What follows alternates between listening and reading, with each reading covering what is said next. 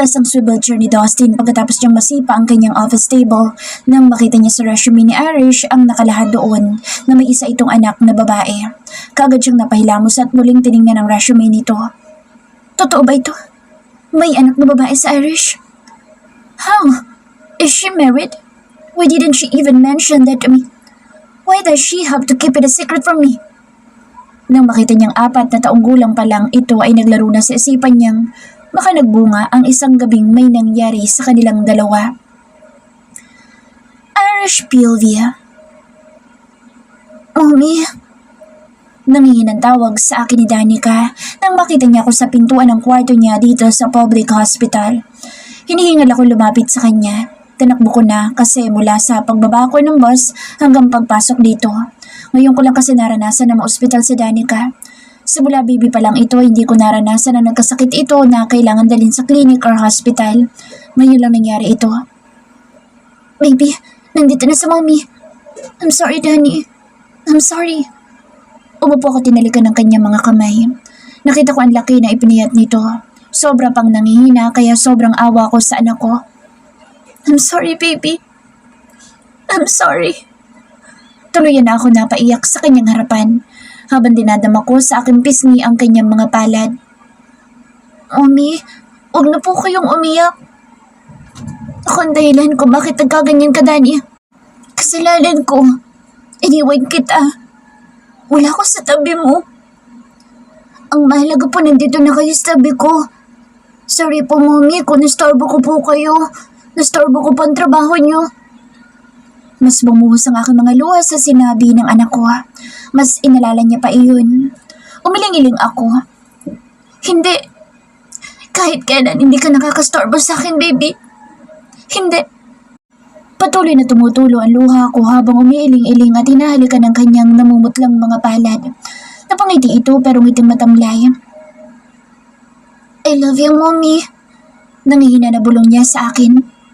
I love you too, baby. Magpagaling ka ha. Nandito lang sa mommy. Hindi na ako aalis sa tabi mo. Hindi na kita iiwan. Patuloy pa rin ang pagbagsak ng mga luha ko. Nang muli ko itong sulyapan ay nakapikit na ito habang may ngiti sa mga labi. Hinapas ko ang kanyang noo. Napakainit pa rin ito. Yumuko ako para gawaran ito ng halik. Pinakaramdaman ko muna kung nakatulog na ba talaga ito bago ako tumayo para lapitan si Nana na nakaupo sa plastic na upuan. Pinunasan ko mga luha ko na nagkalat sa aking pisngi bago ko tuluyang kinausap si Nana. Ano raw po sakit ni Danny, Nana? Nakausap niyo na po ba ang doktor? Hindi pa po, ma'am. Nasa laboratory pa po. Ina-examine pa lang po ang kanyang dugo. Napatayo na lang akong bigla. Hindi na kasi ako mapakali. Kailangan ko nang malaman kung ano ang sakit ni Danica. Natagpuan ko na lang ang sariling paikot-ikot na lang dahil hindi na mapakali. Kaagad ako napatingin sa pintuan nang marinig ang pagbukas ng pumasok ang doktor at mukhang dala na nito ang result ng laboratory ni Danica. Doc, kaagad ako lumapit dito. Hinarangan ko kaagad ang daraanan nito. Doc, ano po sakit ng anak ko? Tanong ko kaagad dito. Natigilan nito't napatitig sa akin. Ikaw ang ina ng bata? Tanong nito. Tumango kaagad ako. Ako nga. Bakit po, Dok? Ano ba sakit ng anak ko? Kinakabahan na tanong ko. Based on the examination, your daughter has gastroenteritis. Gastroenteritis? Ano po yun, Dok? Litong-lito ko dahil ngayon ko lang ito narinig. Infection of the small intestine. Paano niya naman nakuha yun, Dok? Maybe she drank contaminated water and ate undercooked food, such as egg or chicken. Natigilan ako biglang napaisip. Wala naman ako sa tabi ni Danica. Paano ko malalaman kung ano mga kinakain niya? Baka nakakain siya ng kung ano sa school. Ano pa dapat gawin, Doc? You have nothing to fear. Her condition is not that bad. Just make it drink a lot of water so it doesn't get dehydrated. If she continues to vomit, feed her little by little. More on water. What's your name? Mrs. Irish. Miss Irish, I will give you a prescription for your daughter. It's up to you if you still admit her here or your daughter recovers at your house. Pwede naman itong gamutin lang sa bahay. It's not a serious disease so you have nothing to fear. After 2 or 3 days, kung hindi pa nawawala ang pagsusuka ng anak nyo, bumalik kayo dito sa ospital. Nakahinga ako ng maluwag dahil sa sinabi ng doktor. Binigyan niya sa akin ang reseta ng gamot ni Danica. Mahigit 10,000 lang naman ang babayaran namin sa ospital. Tuluyan na nagpaalam ang doktor at naiwan kami. Pinuntahan ko kaagad sa Danica na nakahiga sa patient bed. Hinaplos ko ang kanyang buhok. Nang gawin ko ito ay napamulat ang kanyang mga mata. Mami, uwi na po ba tayo? Makakauwi na po ba ako? Gusto ko na pong umuwi. Ayoko dito. Tanong kaagad nito nang maimulat ng kanyang mga mata. Yes, baby. Makakauwi na. Inilapit ko ang aking mukha sa kanya at tinalikan ng kanya noo. Yay! Sasama ka ba sa amin, Mommy? Uuwi ka na at hindi ka na babalik sa syudad? Umiling-iling ako habang nakangiti sa kanya. Hindi na, baby. Sasamahan na kita. Hindi na kita iiwan. Kung babalik man si Mommy sa syudad, kasama ka na. Para kahit papaano mababantayan kita kapag nagtatrabaho si Mommy sa syudad. Nakangiting sabi ko sa kanya habang hinahaplos ko ang kanyang buhok. Biglang subigla ang kanyang mga mata. Lumawanag ang kanyang mukha. Naalala ko lang ang sinabi ng doktor kanina. Ano nga kayong nakain ni Danica? Danica? Yes, Mommy?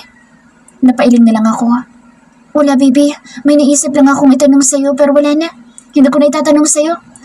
Halika nga dito. Namiss ko na sobrang baby ko. Niyakap ko ito ng mahigpit. Mabuti naman medyo magaling na siya.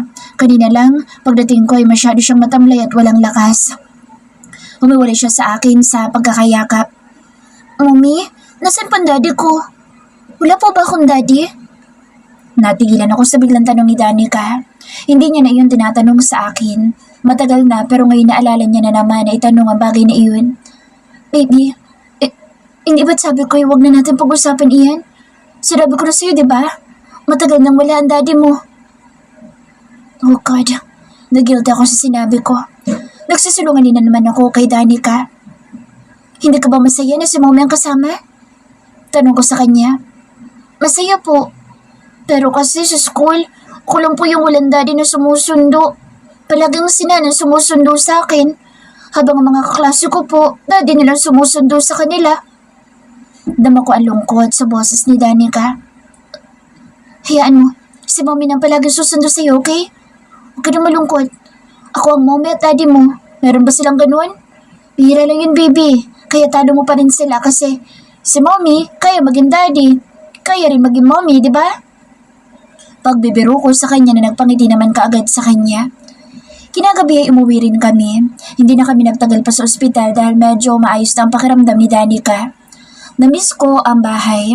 Pagpasok ko ay bigla akong naalala may trabaho akong iniwan.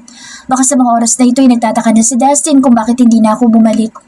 Baka rin sa mga oras na ito ay hinahanap niya na ako. Binalingan ko sa Danica. Baby, matutulog ka na ba? Sasamahin na kita sa kwarto mo. Opo, Mommy. Antok na po ako. Nilulugod ang mga mata.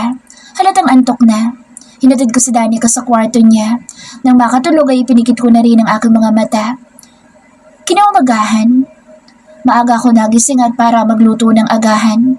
Nadatnan ko na rin si Nana sa maliit naming kusina. Ako na nagpresenta na magluto. Nagluto lang ako ng sunny side egg at tortang talong. Pinagtimpla ko na rin ng gatas si Danica.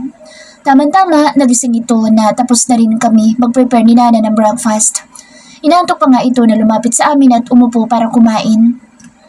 Masaya ako dahil masigla na ulit si Danica. Ilang araw lang ay gumaling na kaagad ito. Mommy! Mommy! Tumatakbo lumapit sa akin si Danica. Kalalabas ko lang ng banyo nang hilahin niya akong palabas ng kwarto. Nakapulupot pa ang tuwalya sa aking buhok. Buti na lang nakabihis na ako. Anong meron, Danica? Bakit mo ba ako inihilang palabas? Takan-takan na tanong ko. Hindi man lang kasi sinabi nito kung anong meron sa labas. Bakit bigla niya lang akong hinila? Meron po kasi kayong gwapong bisita, Mommy.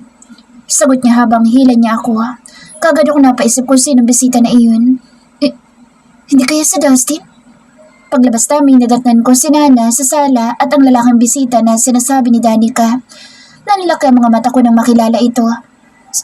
Sir Drake? Hindi ako makapaniwalang nasa harapan ko ito. Paano niya nalaman na dito ako nakatira? Sa bagay, marami siyang pera. Sa bagay, si Dustin maraming pera pero hindi niya malang nagawang hanapin ako. Bakit? Yun bang inaasahan ko? Kaya ba dismayado ako kung hindi siyang nakita ko? Anong ginagawa niyo dito, Sir Drake? Kuryosong tanong ko dito. Ang cute pala ng anak mo. Pag-iba nito sa usapan, itinuro niya si Danica. Manliligaw po ba kayo ni Mommy? Nanlaki ka agad ang mata ko dahil sa tanong ni Danica. Napangiti si Drake. Kung manliligaw ba ako sa mommy mo, papayag ka? Umiling-iling si Danica. Hindi niya gusto si Drake. No, daddy ko lang ang gusto kong maligaw kay mommy. Hinihintay ko nga siya eh. Kahit sabi ni mommy, wala na si daddy. Tumingala sa akin si Danica. Danica! Sabay ko dito. Masyado na naging madaldal ang anak ko. Tumawa lang naman si Drake. You're so cute. Pinasal dito ang pisngi ni Danica. Tumikim naman ako para mabaling sa akin ang atensyon ni Drake. Sir Drake, ano pong ginagawa niyo dito? Nalaman ko kasi kay Dada na kasalubong kanyang umiiyak pagpasok niyo ng building. Kaya nag-aalala ako kung bakit hindi ka pa nakakabalik sa trabaho mo bilang PA ni Dustin. Kaya hinanap kita. Sinulipan ko si Danica. Ayoko marinig na Danica ang usapan namin. Inutusan ko si Nana na dalhin na muna si Danica sa kwarto. Sumunod naman si Danica at naiwan kaming dalawa ni Sir Drake sa sala. Hindi na po ako babalik sa syudad, Sir Drake. Ayos na po ako dito kasama ng anak ko. Sagot ko dito. Bakit? Tanong pa niya. Gusto ko makasama ang anak ko. Sagot ko na lang. Pwede mo naman isama ang anak mo. Sabi nito. Umiling-iling ako. Ayos na po kami dito. Hindi ko alam kung okay ka sa pamangkin ko. Hindi ka pa niya napupuntahan sa ngayon dahil inutusan siya ni Dad na asakasuhin ng negosyo sa Boracay.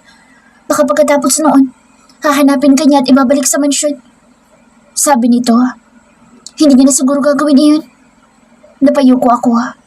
Sa totoo lang, ngayon ko lang din nalaman na meron ka palang anak. Hindi ko na kasi tinignan pa ang iba mong info. Pero ang cute ng anak mo, manang-mana sa'yo. Komento nito. Salamat. Tanging sagot ko. Hindi ka na ba talaga sasama sa aking pauwi sa Manila? Muli ay tanong ni Sir Drake. Ano bang meron sa kanila ni Don Felipe? Bakit pinagpipilitan nilang mapalapit ako sa kanila? Hindi na, Sir Drake. Meron pa naman ako makikitang trabaho dito. Isa pa, sino nagsabi sa'yo na hindi ka na babalik sa Manila? Kagad nanlaki ang mga mata ko nang masilayan ang mukha ni Dustin. Bigla na lang ito sumulpot sa aming harapan. Mula sa pintuan ay tuloy-tuloy na pumasok ito. Nanuyo ang lalamunan ko. Nandito siya sa harapan ko. Nandito siya sa pamamahay ko. Malapit na sa anak naming dalawa. Alam niya na kaya na may anak ako? Alam niya na kaya na itinatago ko sa kanyang anak naming dalawa? Dustin! Sambit ko. Mas lumapit pa ito sa akin at saka binalingan ng tingin sa Drake. Anong ginagawa mo dito? Halata sa boss ni Dustin ang galit sa uncle niya. I'm here to take Irish back to Manila. Muling bumaling sa akin si Dustin. Ikaw, bakit kailangan mo magsinungaling sa akin? Bakit mo sinabi sa akin single ka? Ngayong may anak ka na pala. Lumakas ang tibok ng puso ko. Alam niyo nang may anak ako? Bakit kailangan mo ilihim sa akin yun, Irish? Mas lalong nalaki ang mga mata ko nang muli pa itong humakbang palapit sa akin. Isa lang ang hiling ko ngayon. Sana'y huwag lumabas ng kwarto si Danica. Dahil kapag nakita niya si Danica, marirealize niyang anak niya ito dahil marami silang pagkakapareho. Nakuha ni Danica ang ilong at ang kanyang mga mata. Hindi siya magdadalawang isip na sabing anak niya nga ito. Napapikit ako. Hindi ko alam kung ano isasagot ko. Hindi ko rin alam ang gagawin ko ngayong nandito na siya at nakapasok na sa pamamahay ko. Wait, Dustin, what's wrong if Irish keeps it a secret that she already has a daughter? What's your problem, Di? Let her if she keeps her life private. Don't question her. Naging mainit ang tensyon na pumapagitna sa dalawa. Hinarap ni Dustin si Drake. Paano hindi ko tatanong sa kanya yun, ha? Drake, right? Bakit niya kailangang ilihim sa akin ang bagay na iyon kung nakalagay naman ang detalye ng anak niya sa resume na ipinasa niya sa butik mo? Hindi mo kasi alam kung anong meron sa amin dalawa kaya huwag ka sumali sa usapan namin dalawa. Inis na sinagot ni Dustin sa Drake. Ako na may napapalunok ng ilang beses. Muli na namang humarap sa akin si Dustin. I want to know who the father is. Irish. Seryosong tanong nito sa akin. Nalukot ang dila ko. Hindi ko nagawang magsalita. Ako ba? Ako ba ang ama? Ano ko ba ang batang tinatago mo sa akin? Mahina ngunit madilim na tanong niya sa akin. Napako ako sa aking kinatatayuan. Naghahagilap ng may sasagot. Ngunit hindi ko nagawang sumagot. Inuulit ko, Irish. Ako ba ang ama? Mahina ngunit mariin na tanong ni Dustin sa akin. Hindi ako nakapagsalita na ilang segundo. Pinag-iisipan ko kung sasabihin ko na ba sa kanya ang totoo. Paano kung ilayo niya sa akin si Danica? Ilang taon ko itinago sa kanya si Danica kaya sigurado ako magagalit siya. Paano kung kunin niya sa akin ang anak ko o anak namin? Kung galit siya sa akin noon dahil sa hindi ko pagsupot sa kasal namin, mas lalo siyang magagalit ngayon kapag sinabi ko sa kanyang anak niya nga sa Danica na ilang taon ko itinago. Irish? Untag nito, saka ako nagsimula magsalita. Hindi. Pumikit ako para kumuha ng lakas na loob na magsinungaling ulit. Hindi mo anak ang batang tinatago ko sa'yo. Tinatago ko lang sa iyong anak ko dahil baka pagkabalan mo ikaw ang ama. Tama nga naisip ko. Iniisip mo ikaw ang ama. Pinanindigan ko ang aking pagsisinungaling. Nakatitig sa akin si Dustin. Walang reaksyon. Namalayan ko na lang na nakakuyom na ang mga kamao nito. Kaano ba kalaki ang galit mo sa akin, Irish? Bakit kailangan mo magsinungaling? Ganun ba kalaki ang pagkadisgusto mo sa akin para magsinungaling at hindi mo man lang pinakilala o pinakita sa akin ang anak ko? Seryosong tanong nito sa akin. Hindi pa rin ito naniniwalang hindi siya ang ama. Hindi nga ikaw ang ama. Bakit ba pinagpipilitan mo? Inis na sabi ko sa kanya. Hindi ako naniniwala dahil alam ko at may kutob ako na buntis kita. Sabay tayong nilabasan ng gabing iyon at bawat hagod ko at pag-ungol mo, kabisado ko at buhay na buhay sa isip ko hanggang ngayon. Napalunok ako sa sinabi ni Dustin. Wala sa oras na napabaling ako sa kinaroroonan ni Sir Drake. Matama nitong nakikinig at nakatingin sa amin. Ngayon alam na nito ang lahat. Nakakahiya. Walang preno ang kanyang bibig. Dustin, ang bibig mo! Sabay ko dito. So what? Gusto ko makita ang anak ko, Irish. Motordad na sabi ni Dustin sa akin. Namimilit ito na makita si Danica. Hindi mo nga siya anak. Bakit ba pinagpipilitan mo pa rin? Inis na inis kong halos mapasigaw. I want proof, Irish. I want DNA test proof. Kapag napatunayan ko na anak ko nga ang bata na itinatago mo sa akin, humanda ka na dahil hindi mo na makikita ang anak mo. Kaya ngayon pa lang sabihin mo na sa akin ang totoo. Natigilan ako at mas lalo naging magulo ang isipan ko. Ilalayo ni Dustin sa akin si Danica. Doon umalpas ang kaba sa dibdib ko.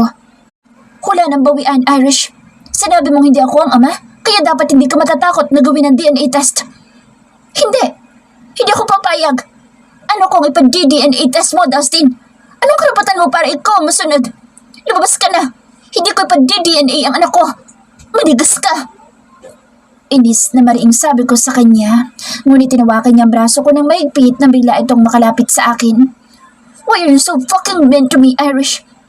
I just want to know if you're telling the truth or not. Whether you like it or not, with or without your consent. Tuloy ang DNA test ng bata. Motoridad, nabulong nito sa akin. Binalingan ko si Sir Drake na matabang nakatingin sa amin dalawa. Lumapit din naman ito na magtagal ang pagkakahawak ni Dustin sa braso ko. Kaagad niya ito na inawat. Tama na, Di. How sure are you that you're the father? Naguguluhan tanong ni Drake sa pamangkin nitong si Dustin. Pinalingan din naman ako nito. Irish, kung talagang gustong malaman ni Di kung sino ang ama ng bata, pumayag ka na sa DNA test na gusto niya. Para tigilan ka na rin niya at hindi na siya mag-isip pa.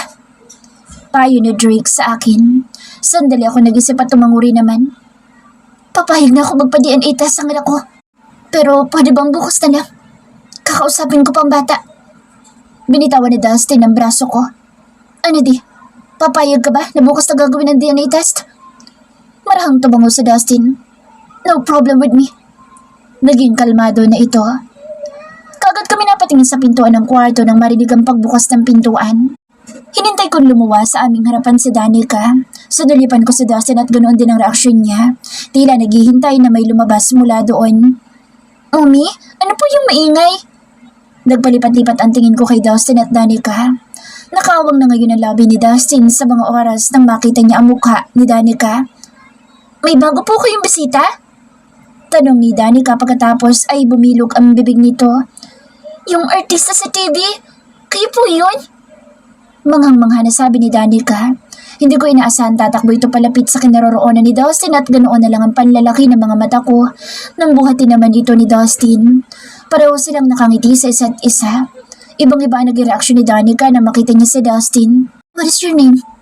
Tanong ni Dustin sa anak ko. My name is Danica. Sagot ni Danica. Same po tayo ng eyes and nose. Dagdag pa ni Danica tsaka pinisilpi sila matangos na ilong ni Dustin. Gusto ko matawa pero pinigilan ko. Bumaling ang tingin ni Dustin sa akin.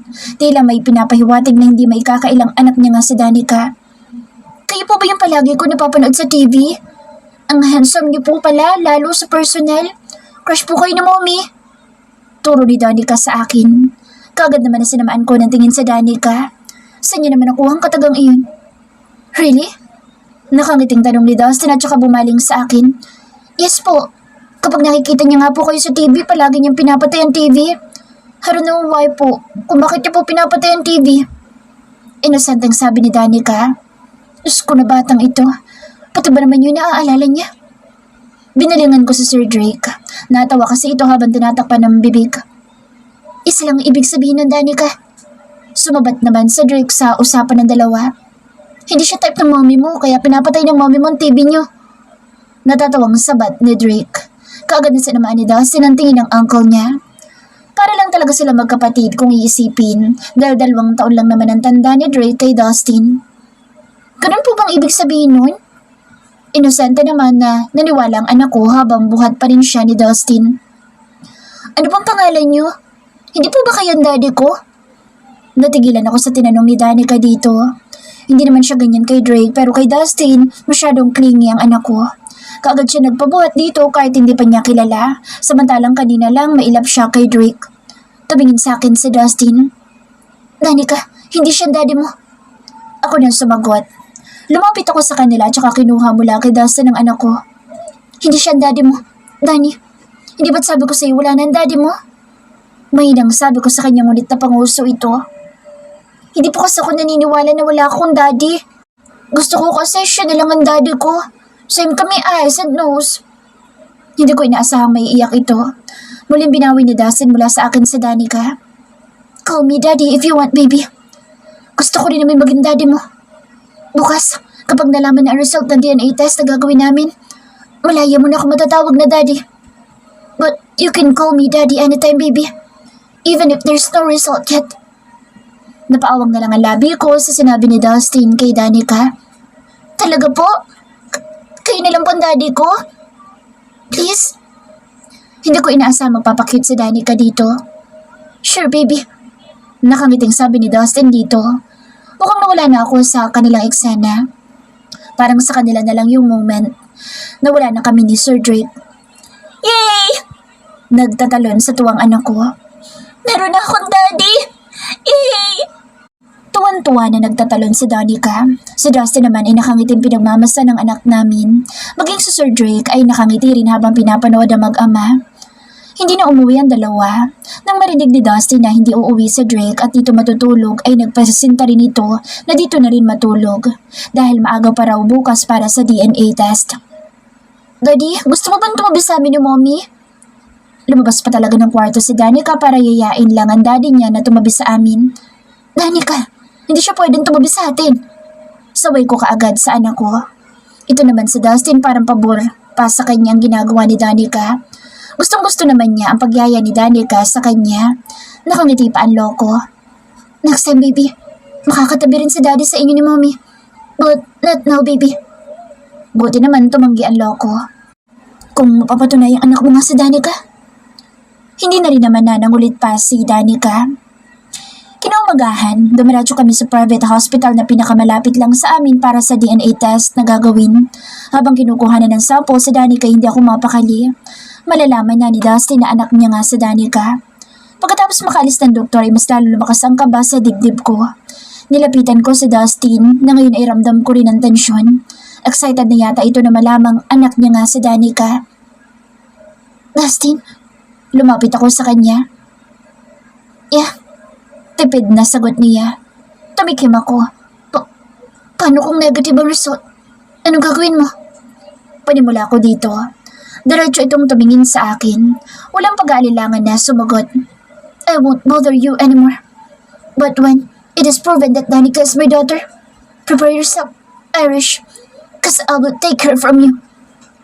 Natigilan ako at napaawang ang labi ko. Yun ang plano ni Dustin. Tama nga ang nasa isip ko. Ilalayo niya sa akin si Danica. Iniwan ko rin ito at lumapit kay Nana, katabi ni Danica. Nagpaalam muna ako mag-restroom. Pagbalik ko katabi na ni Dustin si Danica. Masayang nagtatawanan at naglalaro gamit lang kanilang mga daliri. Masayang-masaya si Danica sa piling ng daddy niya. Bigla akong nalungkot at na-guilty sa ginawa ko. After 2 hours ng paghihintay ay lumabas ang babae at lumapit sa kinaroroonan namin. Mukhang hawak niya na ang result. The result of the DNA test is here, Mr. Wright. Binigay nito kay Dustin ng envelope at napalunok ako. Lahat kami ay handa na sa result. Maging si Sir Drake ay nakabantay na rin sa pagbukas ni Dustin sa envelope. Hindi mo pa ba bubuksan yung envelope? Untag ni Drake sa pananahimik at pagtitig ni Dustin sa hawak ng envelope. Unti-unti, ito na binuksan ni Dustin. Sandaling tinitigan na parang kinakabahan. Habang buhat ko sa Danica ay sinulyapan niya kami bago tuluyang tinignan ang result ng DNA test. Nakita ko ang paggalaw ng Adam's apple niya. Anong result? Tanong ni Drake. Nakatitig lang si Dustin na parang hindi makapaniwala. Muli niya kaming tinignan ni Danica. Hindi nakapagsalita si Dustin pero nakatitig lang siya sa amin. Pagkatapos ay umupo ito at napahilamos sa kanyang noo. Hindi ba siya masaya? Hindi ba siya masaya sa result? Kinuha ni Drake mula sa kamay ni Dustin ang result at nanlaki ang mga mata. Paano nangyari? Hindi makapaniwalang tanong ni Drake habang nakatitig sa result ng DNA test. Bumaba mula sa pagkakabuhat ko sa Danica. Nalapitan nito si Dustin. Walang pag-aalinlangan naman na pinaupo ni Dustin si Danica sa kanyang mga hita. Daddy, what's wrong po? Bakit po kayo malungkot? Tanong ng inosente kong anak. Bumaling sa akin si Dustin. Kinuha ko mula kay Drake ang result at tinignan nito. Napaawang ang labi ko nang makitang negative ang result. Hindi anak ni Dustin si Danica. Bagsak ang mga balikat ni Dustin na makauwi sa bahay. Hinubad ang jacket at wala sa mood na umupo sa couch. Hindi makapaniwalang hindi niya anak si Danica. Iniisip niya kung sino ang ama ni Danica. Bukod ba sa kanya may ibang lalaki nakaangkin kay Irish? Alam niya at naalala pa niya lahat. Virgin niyang nakuha ang dalaga ngunit paanong hindi siyang ama ni Danica? Marami silang pagkakapareho ni Danica kaya sobrang pagtataka ang nararamdaman niya kung paanong hindi sila match ni Danica. Naisip niya pa lang na may ibang lalaking umangkin kay Irish bukod sa kanya ay sobra na ang galit na nararamdaman niya para sa dalaga. Tuparin mo sinabi mo, Dustin. Huwag mo na kaming guguluhin.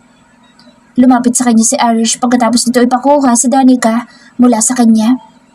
Tell me, sinong ama ni Danica? Bakit negative ang result ng DNA test pero marami kami pagkakapareho? Takan-taka na tanong niya kay Irish. Marami lang pagkakapareho sa iyo, si Danica. Pero hindi ikaw ang ama ng anak ko. Nakita mo naman sa DNA test. Hindi ikaw ang ama. Malinaw na hindi ikaw, di. Mariin na sabi sa kanya ni Irish. Doon nagpanting ang kanyang mga tenga. Hindi siya ang ama ni Danica. Bakit pa nga ba niya ipipilit iyon? Expect me not to bother you anymore, Irish. Kahit na kailan, hindi mo na ako makikita. Huwag ka mag-alala. Simula ngayon, hindi na ako magmumukhang aso na hahabol sa'yo. But these are the words I can say to you. It's only goodbye. But my love for you will remain. Napaawang ang labi ni Irish. Tumayo siya at tinalikuran sa Irish. Ngunit pagtalikod niya ay narinig niyang pagsigaw ni Danica. Daddy! Sigaw ni Danica at nang lingunin niya ito ay nakita niyang tumatakbo itong palapit sa kanya at umiiyak. Daddy! Saan po kayo pupunta? Alis po kayo? Umiiyak na tanong ni Danica sa kanya. Lumuhod siya para mapantayan ito. Sa ilang sandali lang ay napamahal siya kay Danica. Nabuong akala niya anak niya ito ngunit hindi pala. Niyakap niya ito ng mahigpit. I'm sorry, Danica. I'm sorry. Pinasakitan na ako ang daddy mo. I'm sorry. Mahigpit niya pa rin itong niyayakap. Kailangan malaman ng bata ang totoo para hindi na umasa pa. Umalis siya ng ospital habang patuloy na umiiyak si Danica. Senyorito, may bisita po kayo. Napatingala siya kay Manang Isay. Magtatanong pa sana siya kung sino bisita, ngunit mula sa pintuan ay may babaeng nagsalita. "Surprise, love!"